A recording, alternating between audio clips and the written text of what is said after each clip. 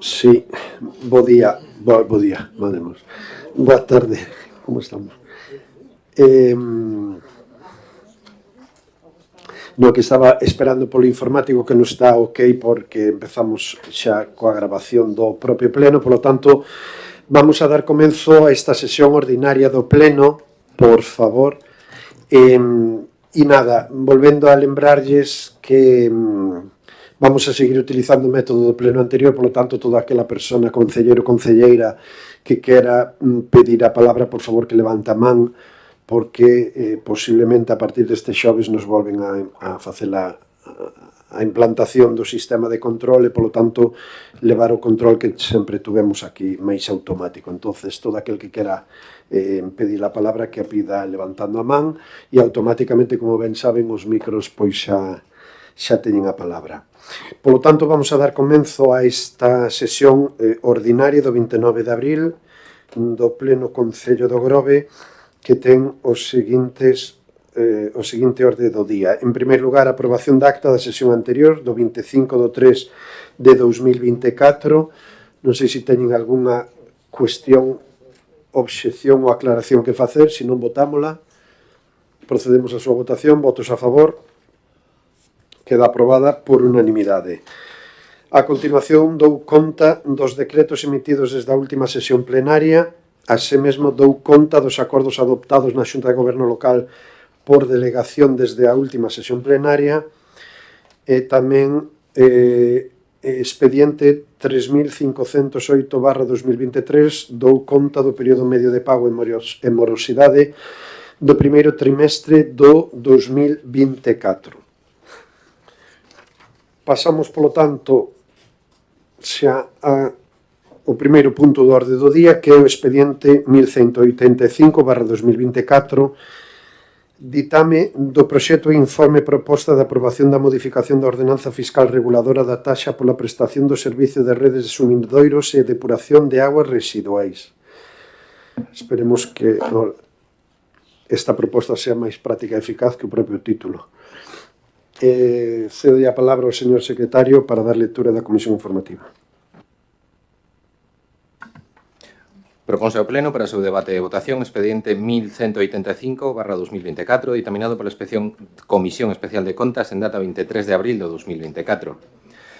En uso das competencias locais recoñecidas polos artigos 133.2 e 142 da Constitución e polo artigo 106 da Lei 785 de 2 de abril, reguladora das bases de réxime local, e de conformidade co disposto no artigo 20 en relación cos artigos 15 a 19 do texto refundido da Lei Reguladora das Facendas Locais, aprobado polo Real Decreto Legislativo 2/2004 de 5 de marzo, este Concello considerou necesario aprobar a modificación da Ordenanza Fiscal Reguladora da taxa pola prestación do servizo de redes de sumidoiros e depuración de augas residuais. Así, na providencia da Alcaldía de inicio do expediente indicábase que, no artigo 6 da Ordenanza Fiscal Reguladora da taxa pola prestación do servicio de redes de sumidoiros e depuración de augas residuais, publicada no Boletín Oficial da Provincia de Pontevedra número 247 do 23 de decembro de 2020, establecese que, no caso especial de que o obrigado ao pagamento non dispoña de suministración municipal de auga e se serva da rede privada ou de pozo, quedará obrigado a instalación de caudalímetro. De non proceder a súa instalación, quedará suxeito ao pagamento desta taxa mediante a cantidade media dos consumos individuais do período, segundo o uso que lle sexa de aplicación. A redacción actual plantexa a problemática de que só obriga a instalar caudalímetros se se dá o caso de que o obrigado ao pagamento non teña suministro municipal, pero pode ocorrer que existan ambos suministros, municipal e privado. E tamén contempla a alternativa de que se non procede a instalación do caudalímetro, quedará suxeito ao pagamento da cantidade media dos consumos individuais do período, segundo o uso que lle sexa de aplicación.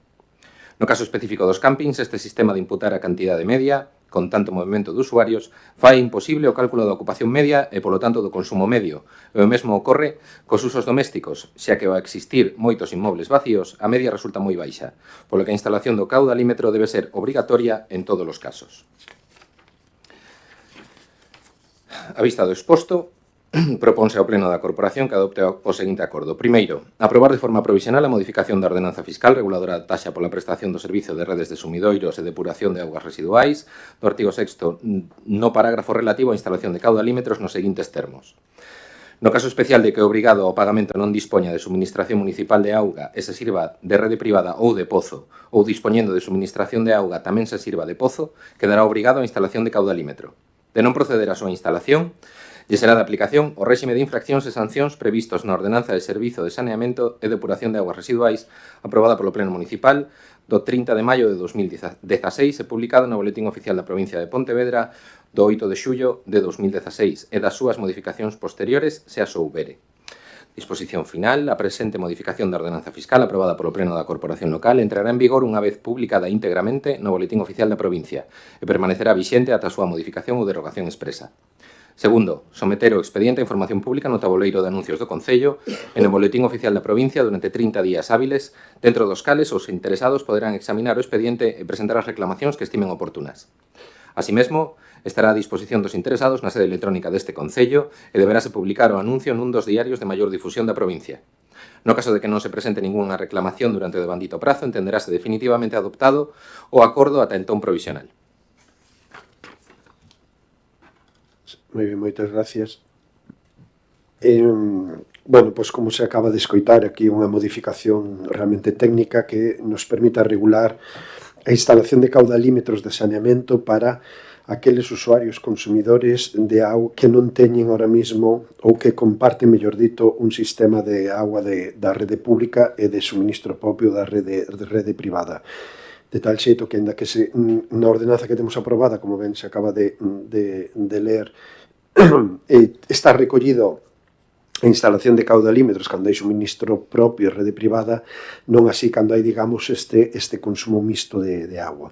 De tal xeito que seamos quen de empezar a regular a instalación de caudalímetros para controlar os verquidos de saneamento e cobrar o perceptivo canon, porque, como decía, hai grandes consumidores que ahora mismo non están pagando prácticamente nada do canon de saneamento ou unhas cantidades moi pequenas para o que están aportando á rede xeral, sobre todo na zona de San Vicente. De tal xeito que a depuradora de San Vicente estamos atopándonos con que cada ano, durante os meses estivales, o consumo da depuradora pois non dá abasto da cantidad do aporte que temos. E isto é do que se trata regular hoxe aquí con esta proposta. Abrimos turno de intervención, se así houbera. Non? Pois procedemos a votar, polo tanto, este punto, expediente 1185/2024. Votos a favor? Abstencións? Queda aprobado por maioría simple. Pasamos agora ao punto número 2, expediente 1312/2024, ditamen de proposta de modificación orzamentaria e suplemento de crédito extraordinario número 19/2024. Ten a palabra o señor secretario.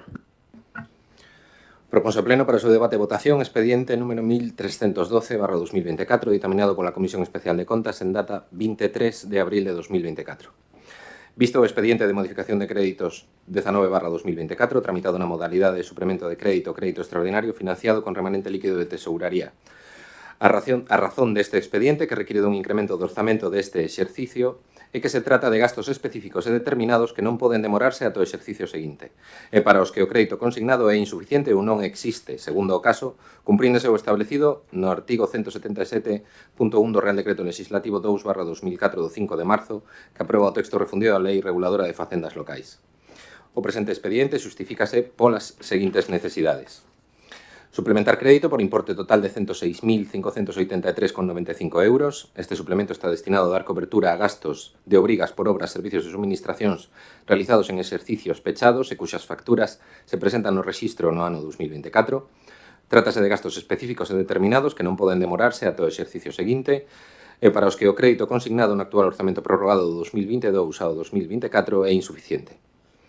O crédito extraordinario é necesario na contía de 13.581,68 euros para dar cobertura ao pagamento das liquidacións emitidas por Portos de Galicia por mor da ocupación de terreo público portuario nas festas do Carme e de San Martiño no ano 2023, para os que non existe crédito no actual orzamento prorrogado.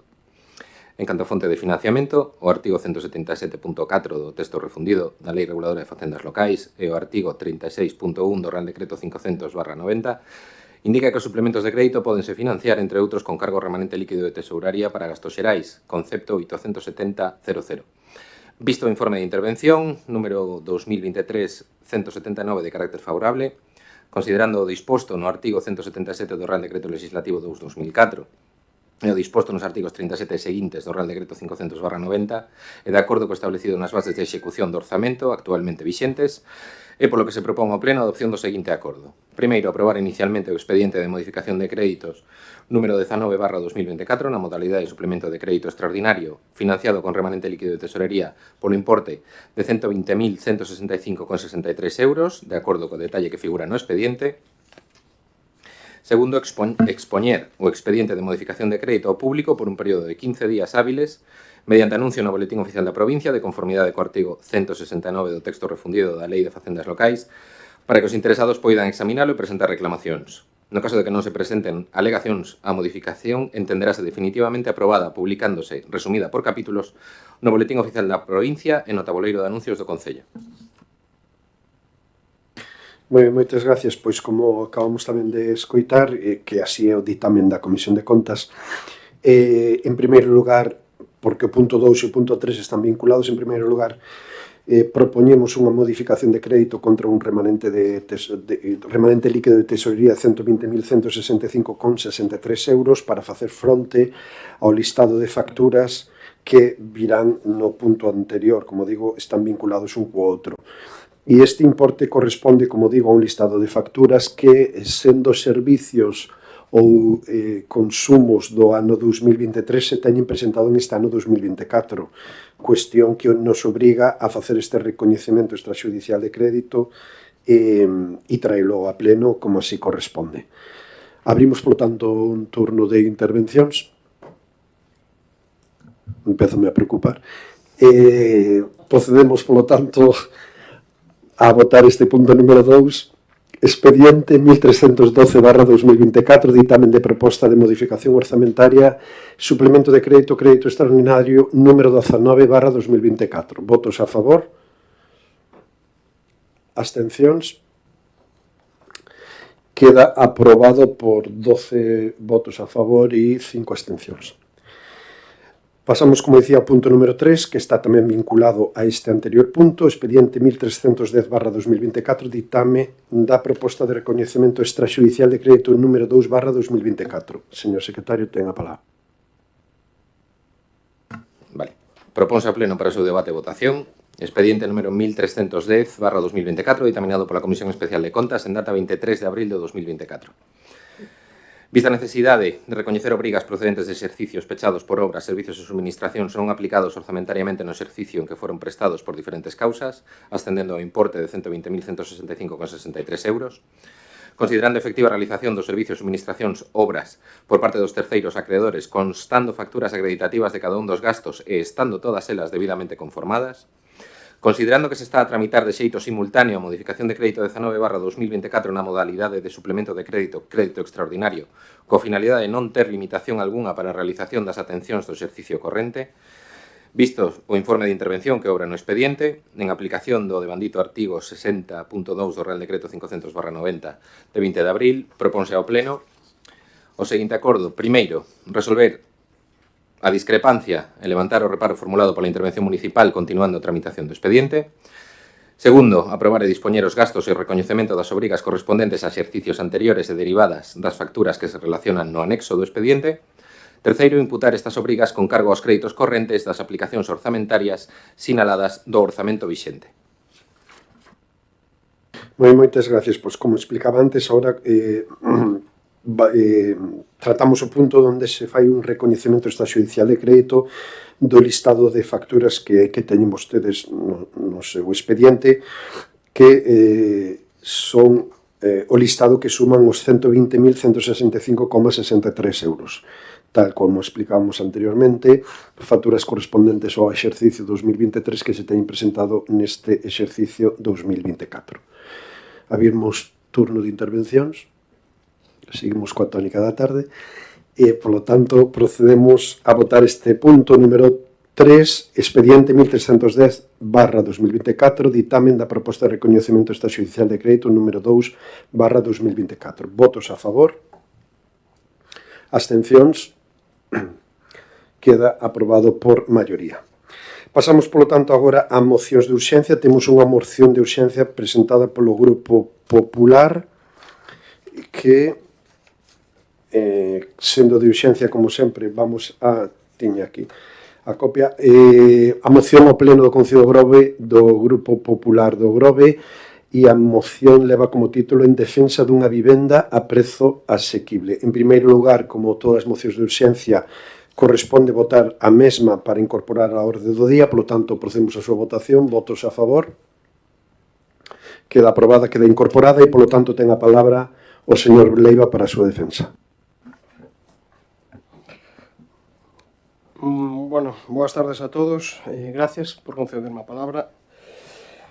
A Lei 12/2023, do 24 de maio, polo dereito á vivenda, aprobouse de costas aos principais axentes do sector, como colexios profesionais, institutos de estudos, inquilinos, propietarios, empresas da construcción e rehabilitación e xestores de vivenda. Na súa tramitación, ata 3 organismos pronunciáronse en contra da lei: o Consejo General do Poder Judicial, o Instituto de Estudos Económicos e a Fundación de Estudos de Economía Aplicada, FEDEA. O Consello Xeral do Poder Xudicial dixo que a lei supoñía unha incisiva vixilancia da Administración no uso da vivenda por parte dos propietarios e de problemático encaixe na orde constitucional de competencias. O Instituto de Estudos Económicos, nun informe demoledor, arguiu: o control de alugueiro non só é ineficiente para lograr mellorar o acceso ao mercado do alugueiro, senón que é, ademais, contraproducente na medida en que empeora a oferta e cantidade e calidade, co consecuente prexuicio aos colectivos de menor renda. A Fundación de Estudos de Economía Aplicada, FEDEA, pronosticou que a medida tendería, inevitablemente, a agravar os problemas de oferta, profundizaría na inseguridade xurídica que xa sofren os propietarios e precipitaría o desincentivo ao investimento. A lei foi obxecto de ata 8 recursos de inconstitucionalidade, dos que 6 foron xa admitidos a trámite polo Tribunal Constitucional. Os devanditos recursos afectan a case a metade dos artigos e poñen o foco, entre outras cuestións, nos criterios de identificación das zonas tensionadas.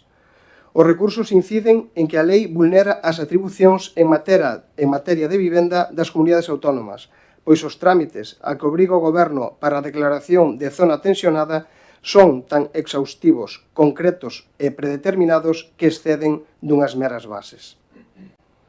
Outras cuestións son a vulneración do dereito de propiedade, o control do prezo dos alugueiros e a invasión de competencias autonómicas.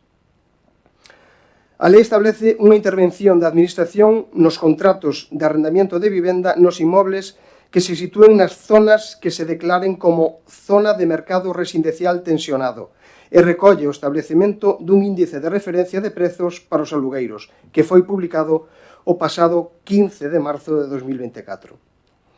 Este índice de precios aprobouse pese ao risco de inconstitucionalidade da lei.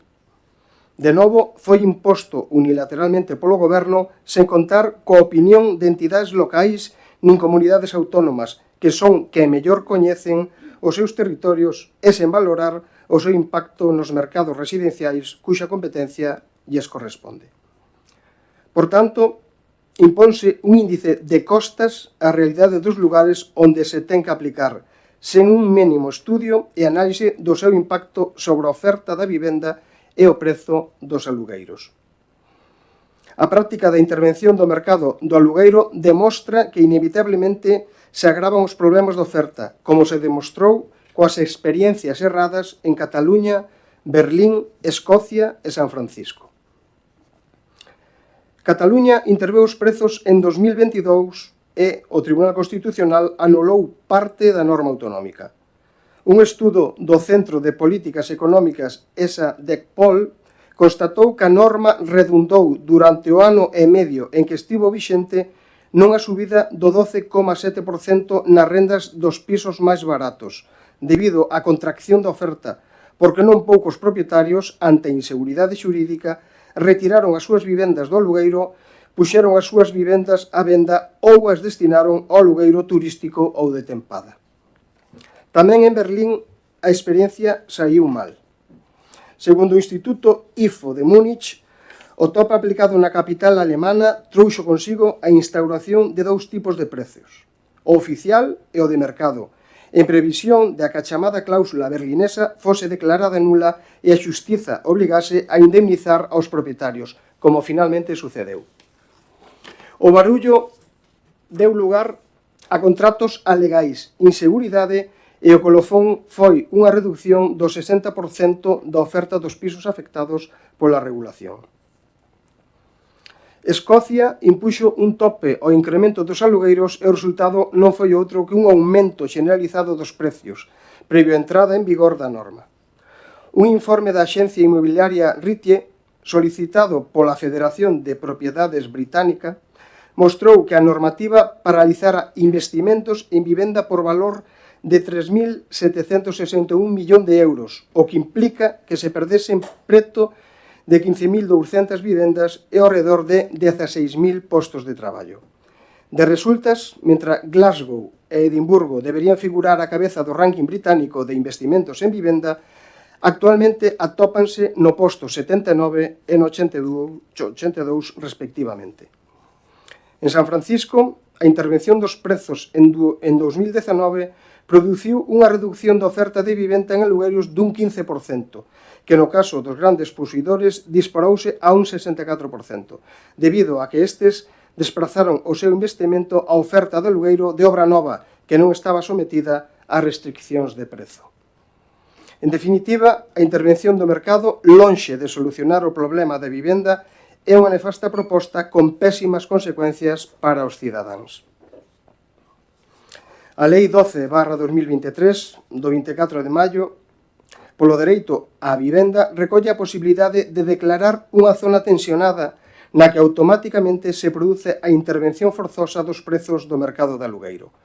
A lei tamén prevé, en relación co sistema de índices de referencia, que poidan desenvolverse regulamentariamente as bases metodolóxicas do devandito sistema. O Goberno aprobou e publicou o índice de referencia de precios para os alugueiros o pasado 15 de marzo. A decisión da declaración de zona tensionada e a consecuente aplicación do índice de referencia son competencia das comunidades autónomas, a solicitude dos concellos, que deberán xustificalo mediante un proceso preparatorio dirixido á obtención de información relacionada coa situación do mercado residencial na zona, incluindo os indicadores dos prezos en alugueiro e venda de diferentes tipos de vivendas e a súa evolución no tempo, os indicadores de nivel de renda disponible dos fogares residentes e a súa evolución no tempo, que, xunto cos prezos de vivenda, permitan medir a evolución do esforzo económico que teñen que realizar os fogares para dispoñer dunha vivenda digna e adecuada. Unha vez declarada a zona, os parámetros que regularán a intervención por parte da Administración que se aplica serían decididos unilateralmente polo Goberno Central. O aconsellable ante unha medida de semellante calado tería sido que o Goberno, antes de aprobalo, fixese unha avaliación previa do impacto que pode ter o mercado e no acceso a unha vivenda alcanzable por parte dos cidadáns, mediante estudios encargados para o efecto, tendo en conta que as experiencias coñecidas de intervención no mercado tiveron como resultado unha disminución da oferta e un aumento dos prezos, como tamén advirten os expertos. O obxectivo necesariamente debe ser procurar o acceso a vivendas a prezos asequibles. Por todo canto antecede, o Grupo Municipal Popular propón ao Pleno do Concello a adopción dos seguintes acordos. Primeiro, instar ao Goberno de España a retirar o índice de prezos de alugueiros publicados no Boletín Oficial do Estado o 15 de marzo de 2024. Segundo, solicitar ao Goberno a elaboración de estudios independentes de impacto no mercado de maneira previa á declaración de zonas tensionadas para avaliar se a aplicación da intervención de prezos mediante índices como publicado ten efectos positivos ou negativos na oferta de alugueiro e no acceso asequible á vivenda. Terceiro, instar ao Goberno de España a iniciar un proceso de diálogo coas comunidades autónomas e as entidades locais para avaliar se a intervención de prezos de alugueiros produce os resultados esperables, tendo en conta a realidade dos distintos territorios.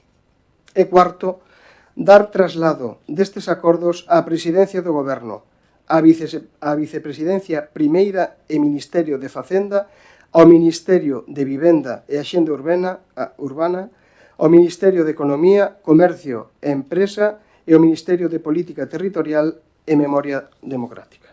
Moitas gracias. Ben, moitas gracias. Abrimos o turno de intervención, señor González.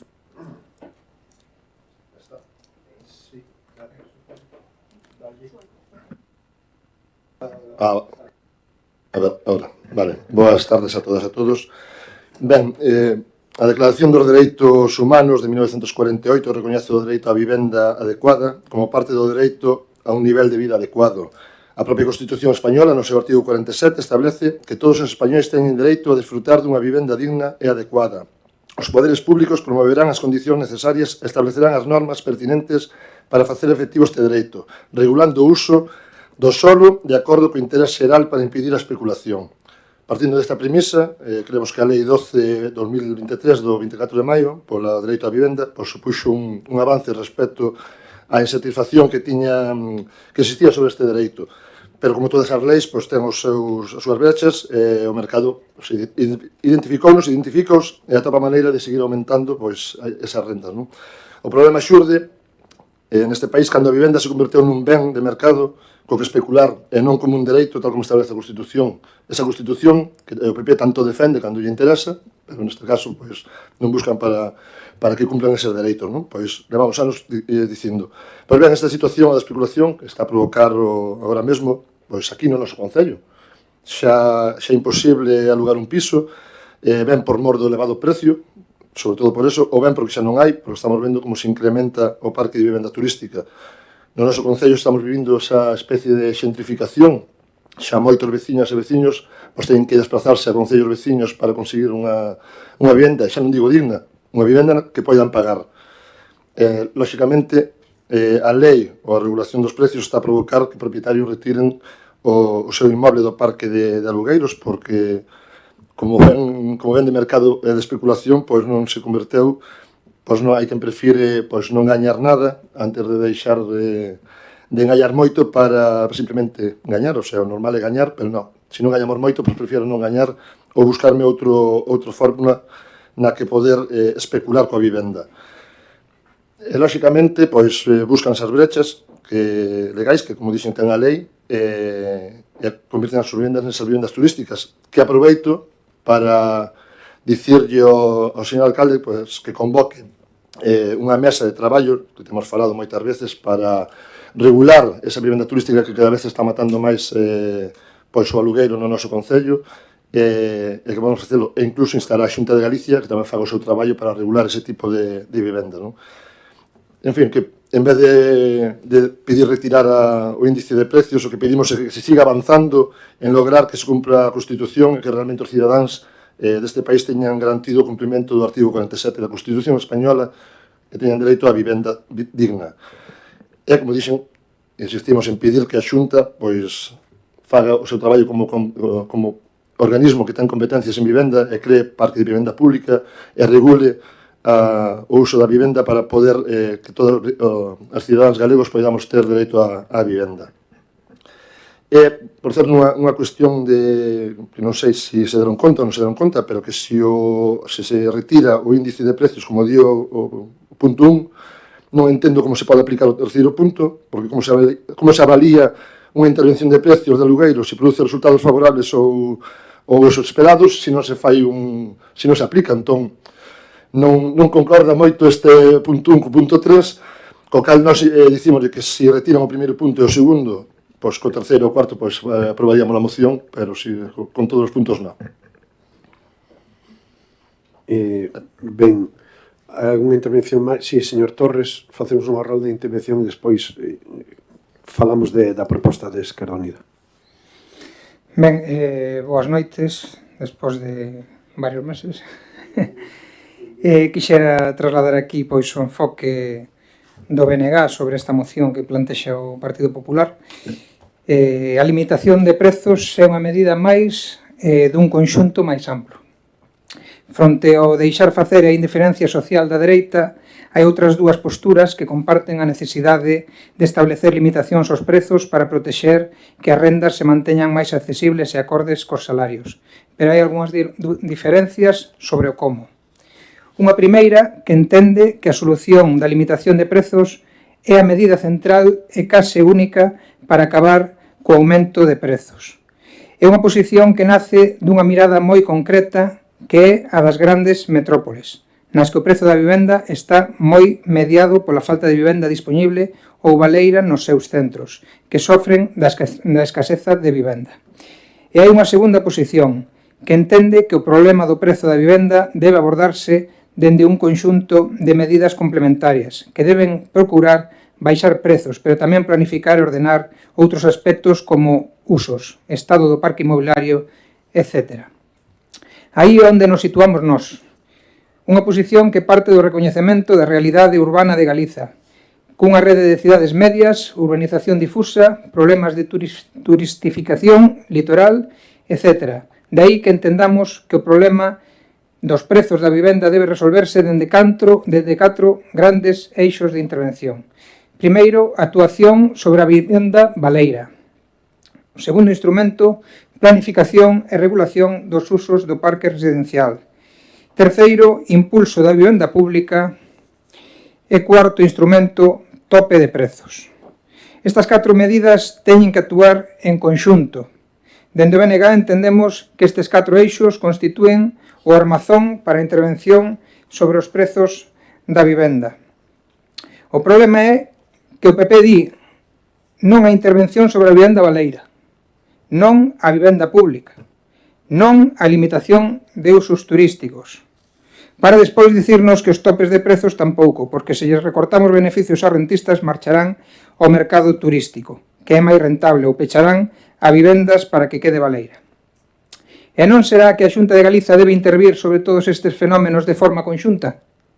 Os argumentos que esgrime a Xunta para dicir non á limitación de prezos poñen de manifesto as súas carencias en política de vivenda que ten este goberno do Partido Popular. Nada máis. Moitas gracias. Respecto ao grupo socialista, decir, en primeiro lugar, este índice de precios de referencia para o mercado de aluguer, as competencias de vivenda están no Ministerio e están nas comunidades autónomas. De feito, non é algo que obriga a este índice, é a solicitud das propias comunidades autónomas. Aquelas comunidades autónomas que si se acolleron ou solicitaron ser declaradas como zonas de mercado residencial tensionado, pois ali se aplica. A Xunta de Galicia aquí o que trasladou foi que, aínda que non están de acordo coa lei, se aplicaría en aqueles concellos que os soliciten, que soliciten zonas tensionadas e que ademais teñen que cumprir unha serie de requisitos. Non acabo de entender moi ben esta moción aquí no Grove, porque o Grove de feito non temos solicitado nada, nin temos declarado ninguna zona tensionada. Por lo tanto, este índice de precios de referencia aquí no Grove non se vai a aplicar. En todo caso, creo que ten unha competencia a Comunidade Autónoma, a Xunta de Galicia, a decir, como outras comunidades autónomas que dixeron que non iban a aplicar esa lei. Por lo tanto, non é obrigatoria, non? Por ese xeito non vemos a necesidade de, primeiro, debatir, nin moito menos apoiar esta moción aquí. Podríamos coincidir co que dixo o voceiro de Esquerda Unida, que o punto 3, sempre que é falar entre Ministerio, Comunidades Autónomas e Concellos, porque, ao fin e ao cabo, o chan onde está é nos Concellos, aínda que, como digo, as competencias de vivenda son autonómicas e estatales. E eu creo que a cuestión esta da regulación de precios, de índice de precios, pois é unha ferramenta personalmente non sei se ten moita eficacia ou non, pero bueno, é unha ferramenta máis para intentar darlle solucións a un problema importantísimo que temos, que é o acceso á vivenda.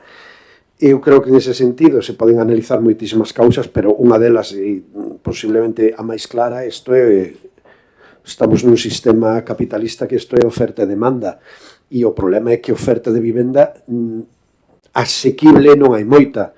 E eu aí sí que apelo tanto ao goberno do Estado como ás propias comunidades autónomas, en este caso a Comunidade Autónoma de Galicia, que deberían de facer unha aposta clara por construir vivendas de protección oficial, vivenda pública, accesibles e que sexan realmente asequibles na parte económica. Para iso creo que hai moitas ferramentas. O primeiro de todo habría que facerse con chan e unha vez deso poñer en marcha políticas de investimento deste tipo de vivendas. Respecto a este tema de índices de precios de referencia, como é algo que se solicita, non é un que se empoña, sinceramente non acabo de entender o objetivo desta moción. Por lo tanto, eu lles pediría que se analizara, que se retirara, en todo caso, bueno, ahora o voceiro do Partido Popular, que o que presenta a moción, valorará se acepta a emenda que lle traslada o compañeiro de Esquerda Unida. Nos, en ese caso, como di o compañeiro, se se retira o punto 1 e 2, queda o 3, sí que é necesario falar entre goberno, comunidades e concellos, porque o problema da vivenda é moi importante. E aquí no Grove coincido con vostede, e o estamos xa percibindo así, a cantidade de vivendas que se están destinando ao uso turístico empeza a ser un problema para a población, digamos, do propio concello para acceder a esas vivendas. E eu creo que todos podemos ter exemplos clarísimos de veciños e de veciñas que están tendo dificultades serias para acadar un aluguer anual a 12 meses. A maioría da reserva das vivendas aquí no Grove estánse empezando a derivar, e o propio proxecto de apartamentos turísticos estánse derivando a actividade turística máis que a residencial, e pouco a pouco estamos vendo como no Grove podese convertir nun problema. Hai que buscar solucións, eso creo que estaríamos todos de acordo. A cuestión está do índice, pois nós non acabamos de velo como algo crucial. Pensamos que o principal é incrementar a oferta, e aí se pode valorar moito, igual non nos corresponde a nós, porque hai vivendas baleiras, hai vivendas que só se destinan ao uso turístico, e sobre todo hai que incrementar o parque de vivenda pública. E comparativa con outros países, hai países onde hai un 20%, un 20 tantos por cento de vivenda pública, e creo que en España o dato non chegaba nin a 1% ou 2%, que é algo que non se pode soster. En definitiva, se se aceptara a emenda de Esquerda Unida, nos poderíamos votar a favor, senón entendemos que para o Grove o obxecto desta moción e os acordos que propón non ten obxecto, e, polo tanto, votaríamos en contra. Señor Leiva, ten a palabra. Nada, gracias por concederme a palabra. Pola nosa parte non vamos a variar os términos da moción. Consideramos que é totalmente coherente, todos os puntos gardan relación, co cal non vamos a variar ningún punto da moción, independientemente que parece ser que todos coincidimos en que hai un problema, é que hai que buscar solucións, é que haxa un diálogo, como decimos aquí na nosa moción, entre todas as administracións para chegar a bo porto, nada máis. Moi ben, entonces, non habendo máis intervencións, procedemos a votar. Votos a favor da moción presentada polo Grupo Popular, abstencións, en contra, queda rexeitada. E antes de ir ao punto rogos e preguntas, corresponde tratar o expediente 1374/2024, donde damos conta da renuncia de dous compañeiros e compañeira do BNG. Concretamente, damos conta da renuncia ao cargo do concelleiro David Torres Mascato, e no mesmo expediente tamén damos conta da renuncia ao cargo da concelleira Sara Abeijón Prado. Feito esta acción de contra, cedemos a palabra aos compañeiros que imagino que querrán trasladar unhas palabras.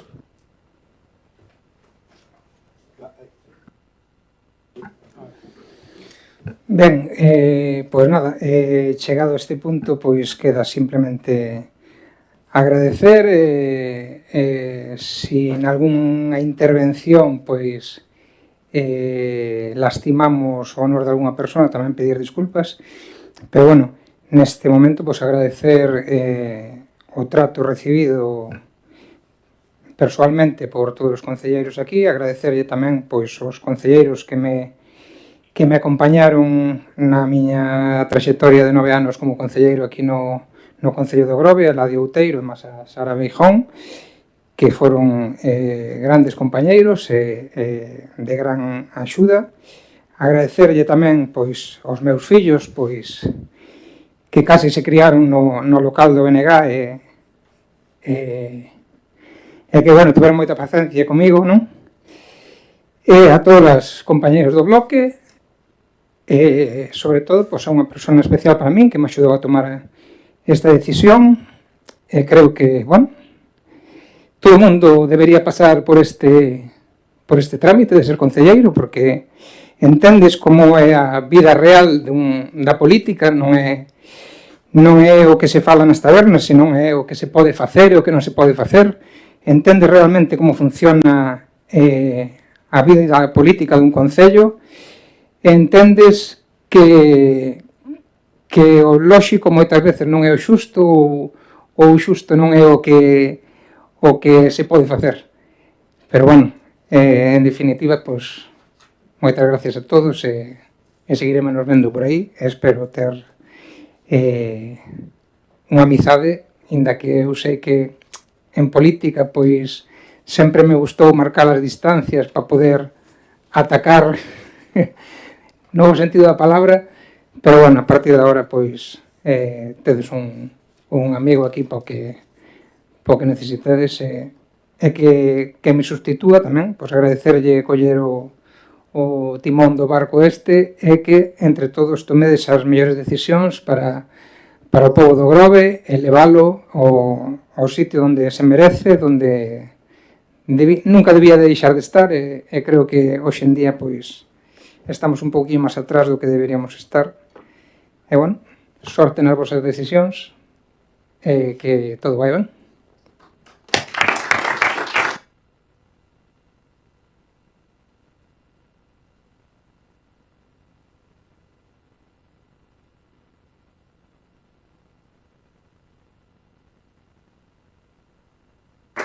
Señora Beijón.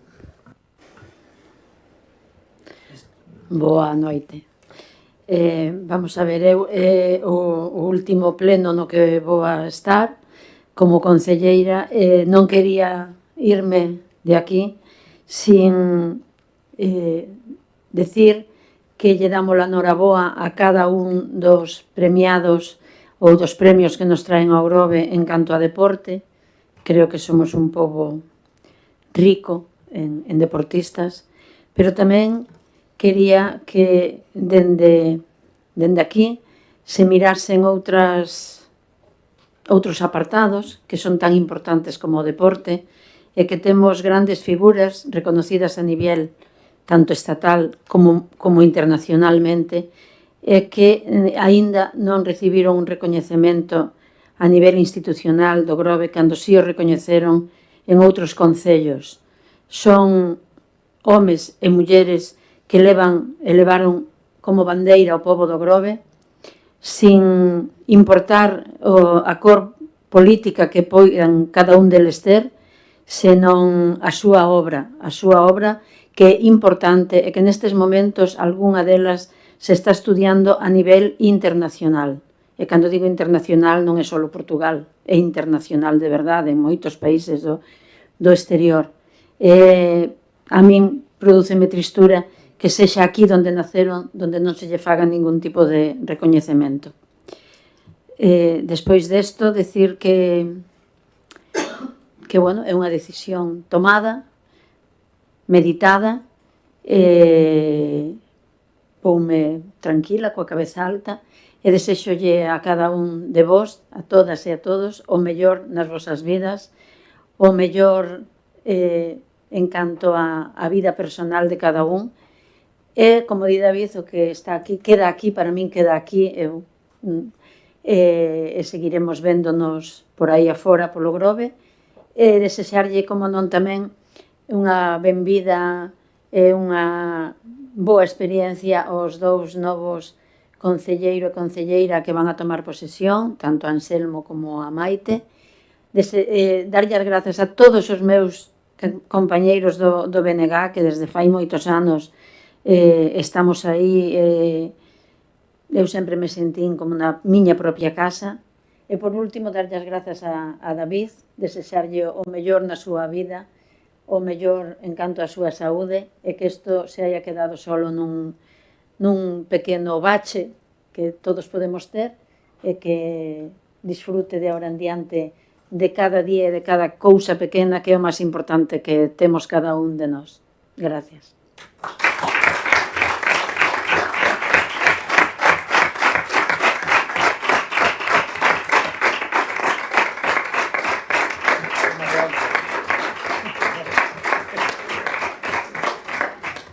Pois, como compañeros piden a palabra para, imagínme, dedicar unhas palabras, señor Otero, ten a palabra. Moitas gracias, nada, simplemente desexarlles o mellor nesta nova etapa que pasan a ter, lonxe do mediático ou da aglutinación de xente a abordarnos na rúa, e nada, que teñan que, sobre todo no tema de saúde, que se recuperen, que teñan unha longa vida, lóxicamente, e no personal e no familiar, que, bueno, pues, que teñan máis tempo para dedicar a esas cousas. Seguiremos nos vendo na rúa, agardo poder tomar un café, seguir tomando café con vostedes e compartindo, pois, verbas, seguramente discusións, tal, sempre tivemos, bueno, pois, non tivemos tantas diferencias, algunhas veces temos chocado, pero sin ánimo de... sobre todo sempre para mellorar e para buscar o mellor para o povo, pero estamos sempre no mesmo ámbito. Desexamos o mellor, eso.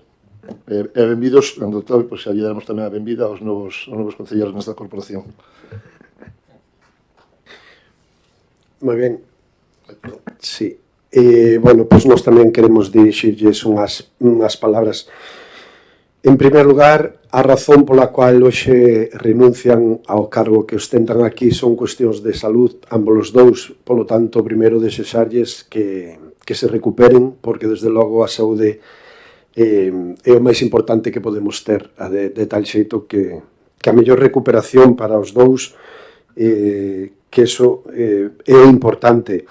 A partir de aí, eu sempre digo que ser concelleiro nunha vila, ser concelleiro municipal, estar na política municipal, é realmente estar na política do día a día, da política da trincheira, da política que estás pegado ao veciño, e vendo o panorama que temos ahora en diferentes estamentos ou en diferentes ámbitos da outra política, lembrar a todos os concelleiros e concelleiras que teñen pasado por un pleno municipal, porque desde logo hai que recoñecer un esforzo importante. E como ben decía o compañero David Torres, estar aquí significa posiblemente ter unha visión que desde fora do que é a política municipal veciños e veciñas nunca poderán ter.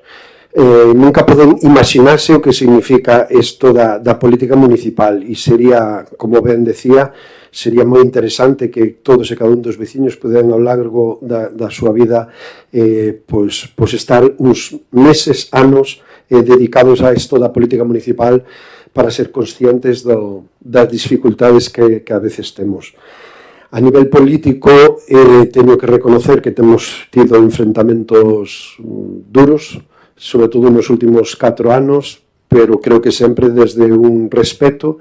Posible en algún momento nos temos acalorado igual máis do que era convinte, e en todo caso, pois, chegado ese punto, sempre hai que recapacitar, reflexionar se paga a pena poñerse a ese nivel, pero, bueno, creo que cando con vehemencia por ambas as partes defendemos as nosas ideas, pois se chega a veces a debates moi intensos. En calquer caso, sempre teño que reconocer que é un aprendizaxe entre todos ter eses debates e escoitar as diferentes opinións sobre diferentes temas, que creo que o que buscamos aquí todos é intentar mellorar a nosa vila, mellorar o Grove, en definitiva, mellorar a vida dos nosos veciños e veciñas. En ese sentido, un recoñecemento a todos os que pasan por aquí, moi especialmente a David Torres Arabeijón, porque é moi importante, desde logo, que huberades dado no seu día ese paso e que huberades tido esa experiencia de compartir con nós este pleno. E a partir do de agora, pois no ámbito do personal, desexarvos o mellor, que a vida vos depare o mellor, e desde logo penso que desde o Grupo Socialista aquí estamos para o que necesitedes e confiamos que nos veremos por aí, como podamos compartir seguramente pois unha caña de unha forma máis relaxada e seguramente poder falar de un ámbito fora do que é todo isto da política, non? Porque ás veces nos encorseta moito este tema da política e todo derivamos ao debate político. En todo caso, moitísima sorte para o que ides a desenvolver a partir de agora pois nas vosas vidas personais.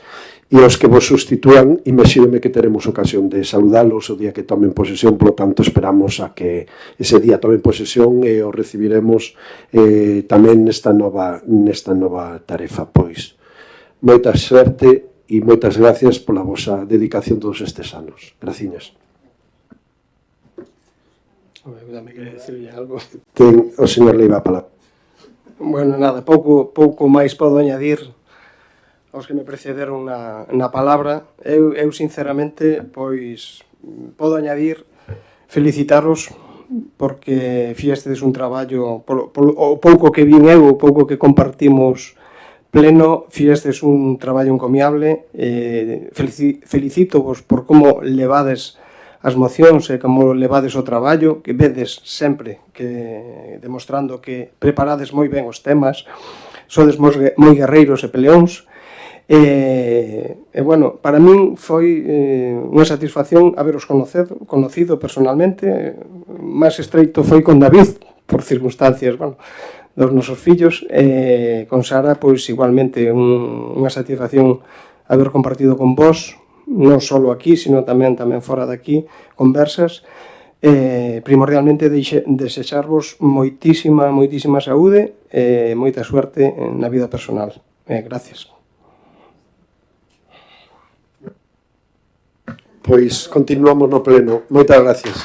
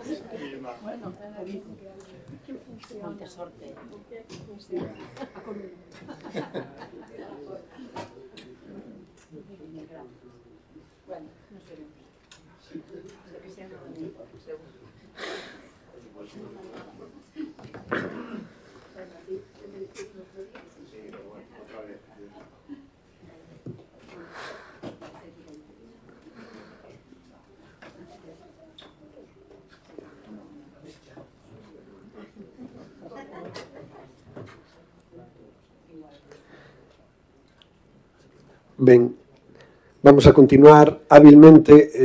David Torres na Comisión de Contas comentou que a dación de contas, a dación das súas renuncias se dará antes de rogos e preguntas, basicamente para non soportar os rogos e preguntas de Esquerda Unida, porque ahora nos veñen 20 tantas, polo menos. No. Ten a palabra, señor Torres. Vos outra vez. Bueno, xa pido eu e teño os compañeiros dous máis, xa continúan os compañeiros. Nada, comezo sobre a tubaxe de avanzada. Bueno, todos sabemos que estamos vivindo a situación que está sufrindo esa tubaxe, estamos sufrindo os veciños, ou que podemos chegar a sufrir os veciños cando haiga un reventón, un momento de máxima demanda. E quería facer referencia á moción que en xaneiro de 2021 se aprobou nesta corporación, na que pedíamos que a Xunta de Galicia acometera a obra do cambio da tubaxe e que asumira o 100% do custe da mesma. Non? Entón, pediría unha reunión na que podamos ir todos os grupos municipais a Santiago, pois en base a esta moción, e incluir o Partido Popular, que tamén votou a favor desa moción, que tamén estaba de acordo en que tiña que ser pagada polo 100%. Entón, pois pediría que todos fóramos a Santiago a reclamarlle dunha vez por todas pois ese cambio, porque nos pode vir negra. Logo, a pregunta de todos os meses, que como está a licitación dos quioscos de praias, que vai chegar o verán, siguen sin saber quen vai a levar cada quiosco. E sobre todo porque ten que planificar traballadores e todas esas cuestións, non? A seguinte, bueno, pois foi rexeitada hai un mes, pero queríamos saber que pasa co cartel da Festa do Marisco, porque sigue sin salir nada. Non sei se teñen intención pois, de contratalo directamente a alguén, ou se dá, pero abogamos porque saia, e se fai falta, poñemos o noso grupo municipal os 300 euros que faltan para complementar os 600 que ten. Eu, xa que dos teléfonos non poñen, pois poñémoslo dos nós. Que pasa co concurso de Maios?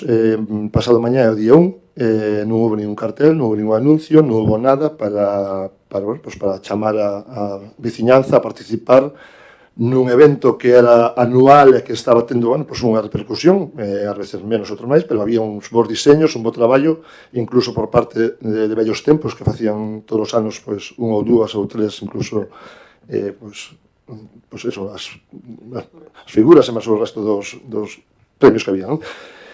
Pois este ano non sabemos nada, non creo que se faga nada, entendemos que non se vai facer nada porque sería absurdo anuncialo hoxe ou mañá esta situación. Levamos dende que comezou o mandato falando dos consellos sectoriais que teñen que ir a pleno, que non teñen que ir a pleno, que teñen que ir a pleno, non dan vida a pleno, nem se dan convocado os diferentes consellos sectoriais.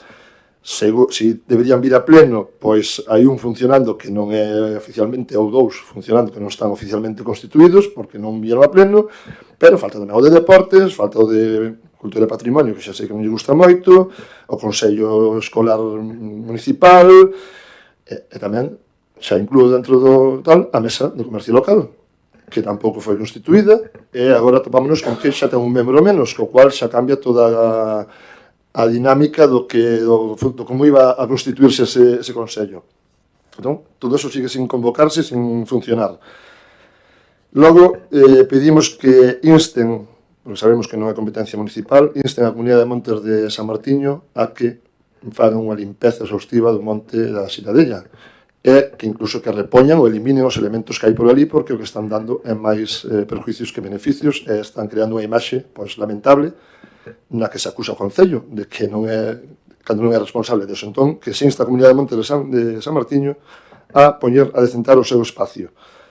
E nesa mesma liña tamén que se exixa a Xunta de Galicia a que faga o pintado da estrada de entrada do Grove, que asfaltaron, se non me equivoco, antes da Festa do Marisco, e pois sigue sin as liñas, cando entendemos que iba dentro dese presupuesto o pintado tamén das liñas dos carrís e de pasos de peóns e de todo. Creo que só pintaron os pasos de peóns, pero os carrís están sin pintar e as delimitacións tamén.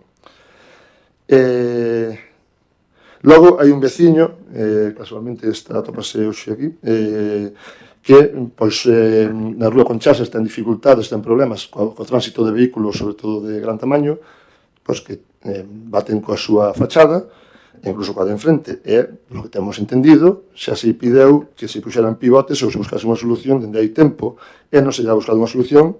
Agora hai uns conos ali situados que non é a solución que ten que ter, pero hai que buscar unha solución, sexa delimitando o tránsito dos vehículos de gran tonelada ou que sean moi altos, ou de alguma maneira evitar que dé prexuicio ás veciñas e veciños da zona.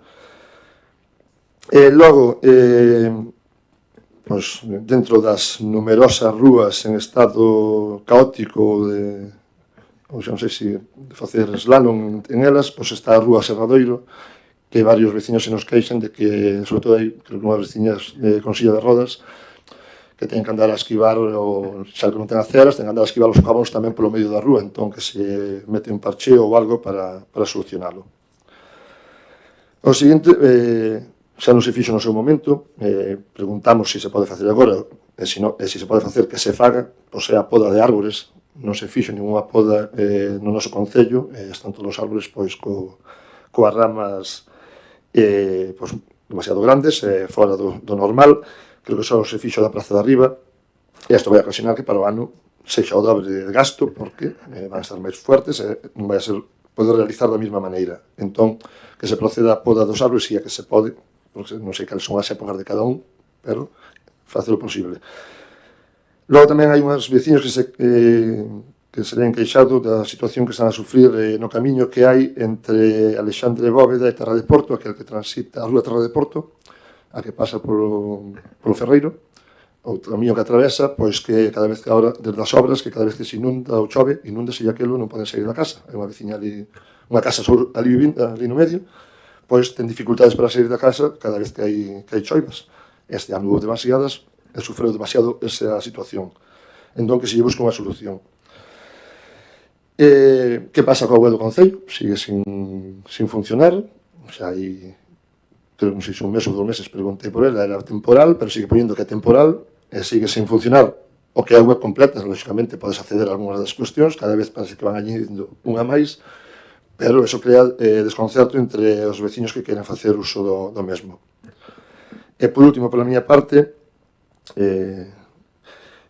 queríamos saber, queremos saber por que están instaladas unha serie de cámaras por diferentes rúas do Concello. Nos imaginamos que atende ao tema do Red.es, pero entendemos que esas cámaras deberían levar parellas unhas paneis informativos indicando pues, ao registro, a normativa relativa, onde están gravados, a normativa que ten que levar para identificar que son legais e que están dentro da normativa vixente. Entón, non sabemos por que están esas cámaras aí sin os paneis correspondentes cada unha delas. Pola miña parte nada máis, cedo a palabra a Susana, que tamén ten. Nada, eu se le vou a facer 3 preguntas. A primeira é sobre o PSTD, que xa preguntamos no pleno anterior, se xa estaba pois iniciado a redacción para sacar o concurso para contratar a consultora que poña en marcha o proxecto, xa que en xuño, se non me equivoco, xa se cumple un ano de que fora concedido, entón levamos un ano de retraso no traballo e queríamos saber un pouco como está ese tema, se xa se avanzou algo máis ou se sigue igual. En canto aos consellos sectoriales, ainda que o meu compañero xa fixo referencia que están sin constituir a maioría deles, fixose unha reunión co Consello Local de Turismo en febreiro, na que se acordou facer unha segunda reunión en marzo e intentar constituílo, e non se fixo, entonces queríamos saber se se vai a retomar a actividade ou se vai a quedar así. En canto ao cartel que hai na entrada do Grove, da Lanzada, onde están as cámaras que apuntan hacia a Red Natura, o monolito está todo queimado polo sol e queríamos saber se se podría repoñer o vinilo que dá ben vida a xente que entra no Grove. E xa, eso. Hola, boas noites a todas e a todos. Primeiro, preguntar por a situación da rotonda de Terra de Porto, polo que leín, hoxe recibimos acta da Xunta de Goberno de fai 15 días, que parece que xa está avanzado algo, pero queremos saber cando, si por fin vamos a poder conducir por ali como se vivíramos nun país do primeiro mundo, ou si vamos a votar ahora outro ano máis nas mesmas condicións, nas mesmas non, que iría a peor, claro. Despois, preguntar como está a situación do local do Club de Remo Mecos, outro tanto do mismo casi, van para 5 anos que comezaron as obras, eu non sei como tanto aguante teñen, porque, cuidado. E despois, en relación ás subvencións dos clubs deportivos, cando van a cobrar. Como pregunta final, un pouco o maltrato que se está dando á maioría dos clubs deportivos, uns sen auga, sen luz, instalacións pésimas. Non sei, a pregunta é se este goberno cree que se lle está dando o trato que se merece aos deportistas do Grove. Nada máis. Moi ben, moitas gracias, señora Lamar. Boas noites. Eu xa sei que por isto preguntou Izquierda Unida no pleno pasado, que era a barandilla da Casa da Cultura. Ahora está moitísimo máis dañada porque houve un accidente e agora creo que compre cambiala toda desde arriba hasta abaixo. Pero é unha situación peligrosa porque ali só hai unha cinta, media barandilla xa se cae para baixo, e quería saber en que condiciones, como se vai tratar o tema, porque despois do Museo da Sálgala en Moreiras, si se empezaron obras, si se van a empezar, como está o tema. E tamén quería preguntar por o concurso dos mallos. Que pasou co concurso dos mallos, que todo o mundo na calle non sabe das bases, non sabe si hai, si non hai. De momento, nada máis. Paso a palabra a miña compañera Carolina. Vale, unha queixa que me pasan bache baixando polo mirador, xusto onde confluye baixada mirador de Meloxo e a que venda Cancela, ali no medio, un bache, imposible esquivalo. De feito, creo que ten un cerquillo como pintado de un color que parece que xa está como marcado, pero é moi molesto, porque non podes evitalo, é moi profundo. Sí, correcto, aí. E por mí nada máis.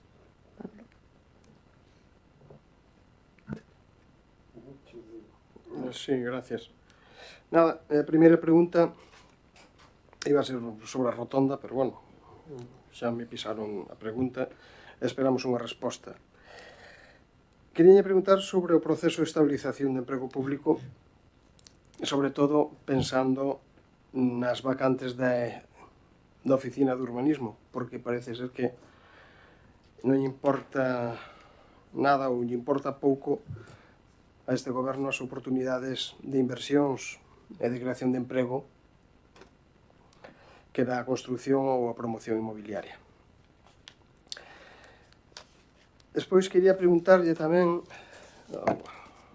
se de cara ao verán teñen pensado alugar algúns terrenos para aparcadoiros, sobre todo nas zonas cercanas ás praias, porque parece ser que hai oportunidades de alugar aparcadoiros para que non se sature a circulación do accesos ás playas, concretamente na playa das Pipas prodúcese cada verán un atoramiento de vehículos ali que impedirían, como saben vostedes, o acceso, por exemplo, a unha ambulancia en caso de emerxencia. E despois teño unha pregunta respecto a unha proposta de adxudicación, o expediente 910/2024, que me chamou a atención, quizás sexa un erro, pero gustaríame que o aclarasen, porque se adxudica unha obra menor para a reparación de beiras rúas, que tuve que asegurar, xa sei o que é unha beira rúa, pero tuve que asegurar en Google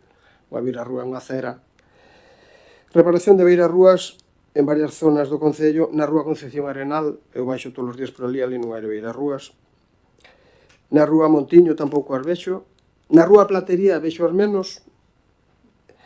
En Peralto tampouco, non sei en Pedras Negras, pero aquí hai unha adxudicación de casi 3.000 euros para a reparación de estas beiras rúas que en realidade non existen nestas calles. Entón, quería que me aclarasen, porque despois, a continuación, ben é certo que se adxudica este contrato menor para que se retire e se instalen novos canalóns no pabillón de deportes de Monte da Vila. Entón, me gustaría que me aclarasen cal é a obra en cuestión, adxudicada se é para reparar beiras rúas que non existen ou se é para reparar e repoñer os canalóns do pabillón do Monte da Vila, que tampouco sei que pabillón é, porque están os de arriba, está o de abaixo tamén. Eu sempre chamín o pabillón do Monte da Vila.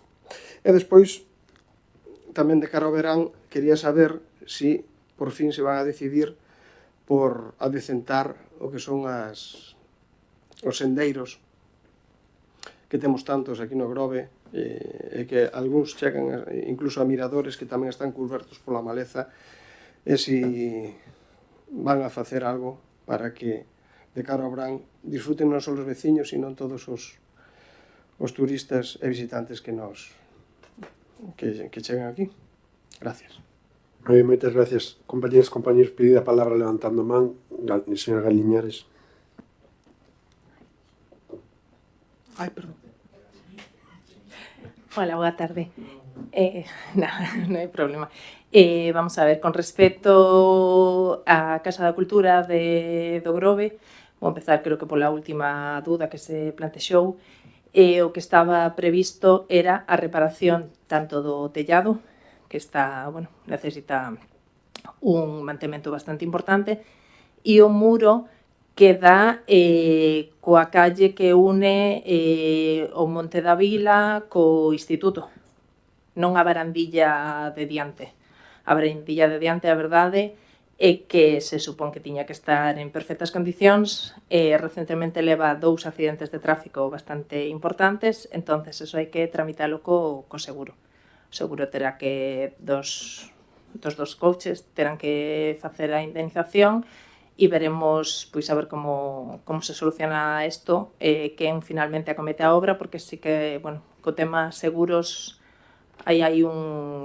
temos aí un problemilla, por decirlo de alguna maneira, porque suelen abonar a cantidad que ten estipulada a indemnización, que entran normalmente en fondo en caixa común, e despois cada departamento ten que facer o arranxo cos fondos do orzamento. Entón, veremos como se arranxa, pero arranxar hai que arranxala, e si é certo que ahora mesmo está provisionalmente unha cinta, pero tenemos que ver algo un pouquiño máis seguro, porque por ali circula moita xente, e o último accidente, a verdade, que deixou bastante dañada.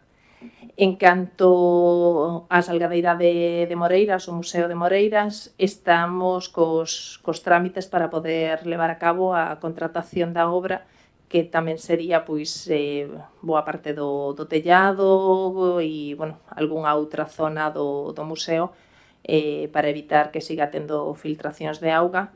Esperamos que salga o antes posible e poder facer estes arranxos para poder telo nas condicións que ten que estar.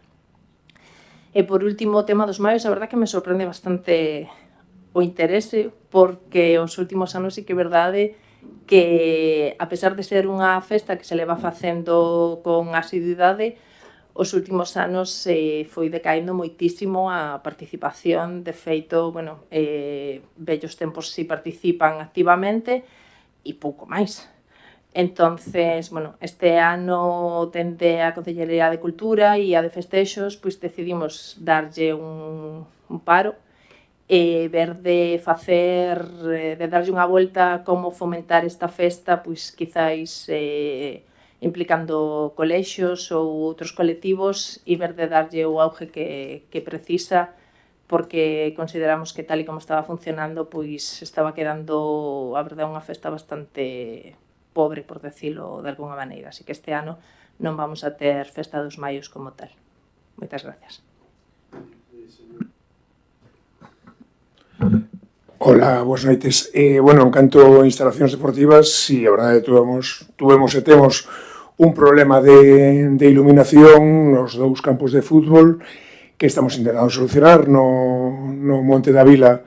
Estamos xa xa pedimos 3 presupostos para cambiar unha das torretas, e si queremos sacar un concurso público no Brán para cambiar todo, o sea, cambiar a torreta que vamos a cambiar, xa vai pasar a LED, e cambiar toda a iluminación a LED durante o verán. Así mismo, como pedimos unha subvención para o pabellón novo, cambiar todas as luminarias tamén a LED.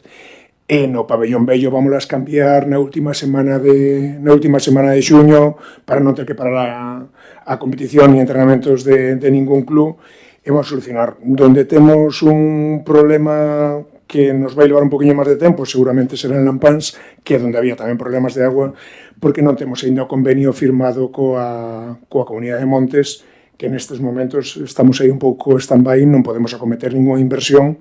Sabemos que teñen teñan os problemas, os de auga están solucionados, tamén hubo un problema aí co gas, que había unha fuga de gas, e a verdad que levan 2 semanas antes xa estuveron sin luz, estamos intentando poñer solucións desde o amanecer, desde logo.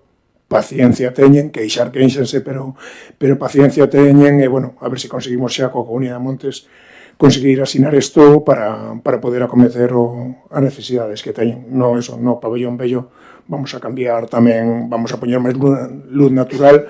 Estamos con esas cousas que non son pequenas. E despois, en canto a subvencións, este luns, algún xa creo que cobraron o venres, cobráronse as subvencións dos eventos, non todos accederon a elas, digo, hai clubs que non fixeron eventos, e as de actividade esperemos que ao longo desta semana resolvamos, e como moi tarde a semana que ven poden contar cos cartos, que hai moitos clubs, como dixo agora o señor Meis, que están afogados a estas alturas e me están preguntando casi a diario, é normal, levan tamén moita paciencia tuveron. Nada, boas noites. Moitas gracias, señora Domínguez.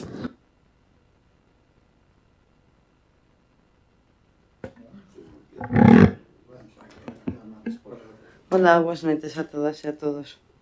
En canto á atuaxe do BAO, vou empezar por orden, esa pregunta fixo a Esquerda Unida.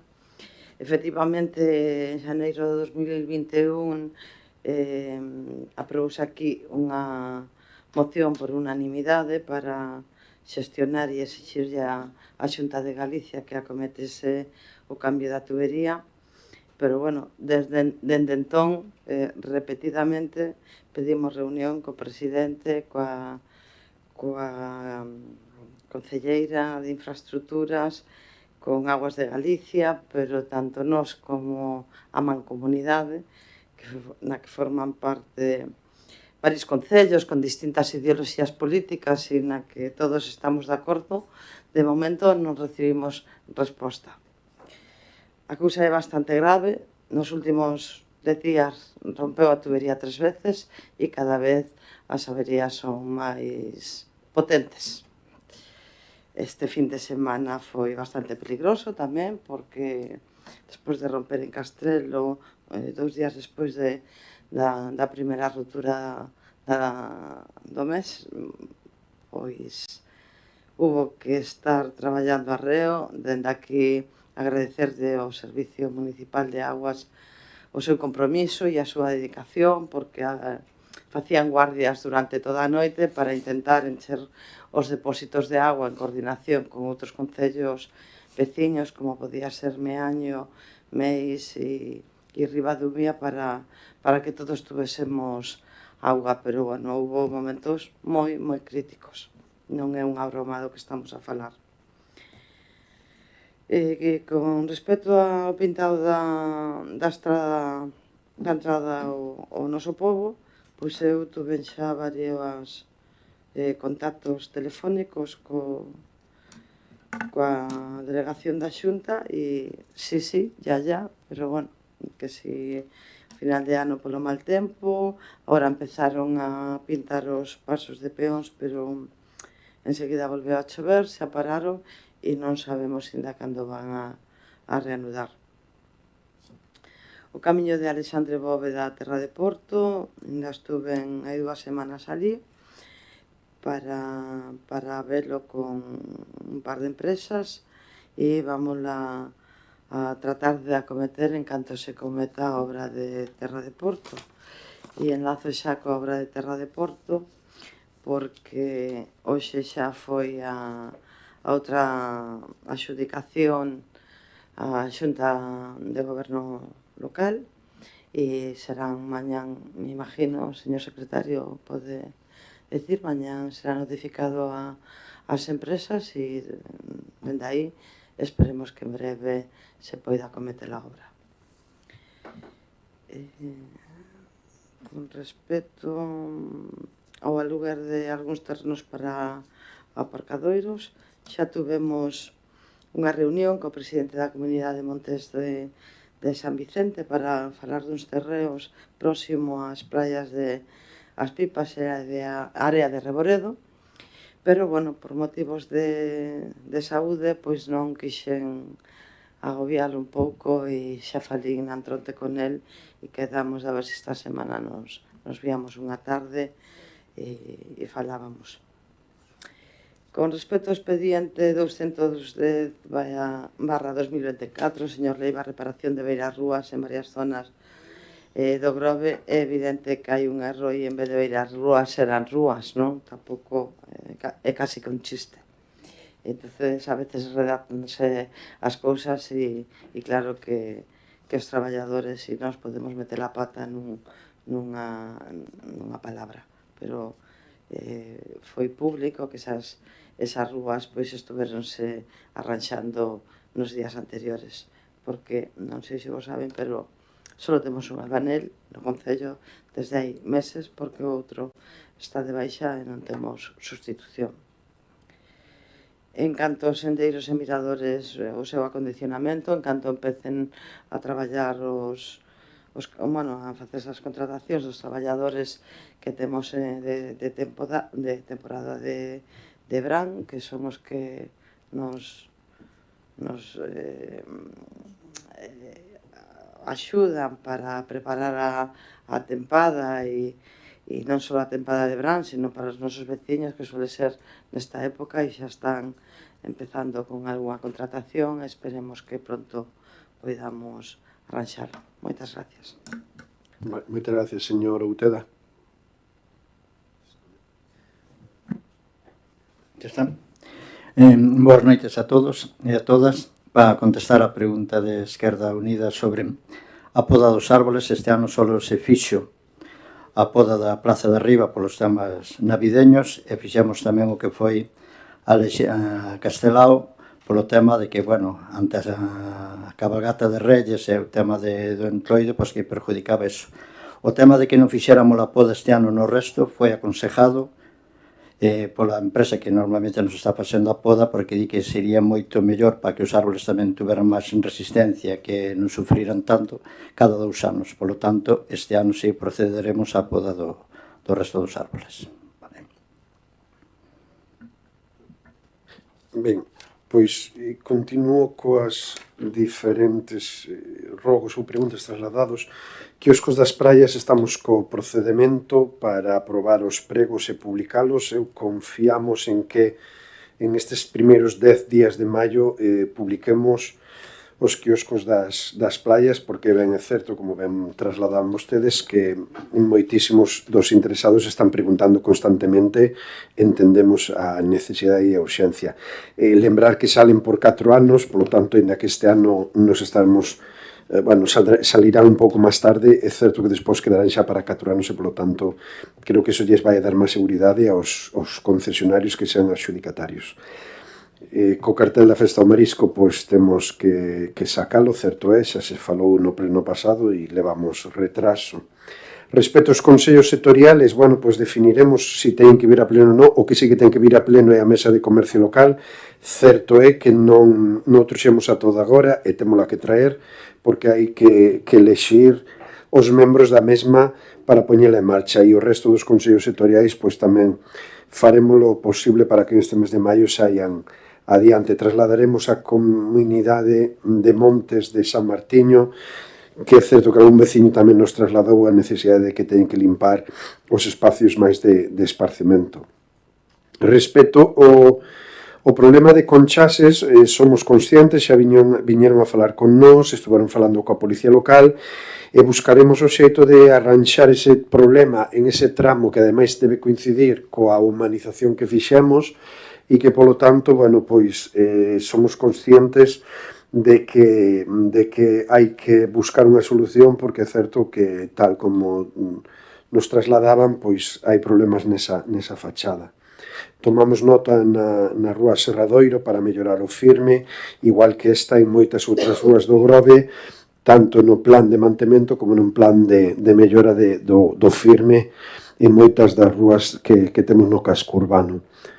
Respecto á web, pois mira, tiña hoxe medio preparados os deberes e me traslada o informático que seguramente en unha semana estará publicada a nova web institucional, ao menos parcialmente, ainda que procuraremos que xa esteen na súa totalidade.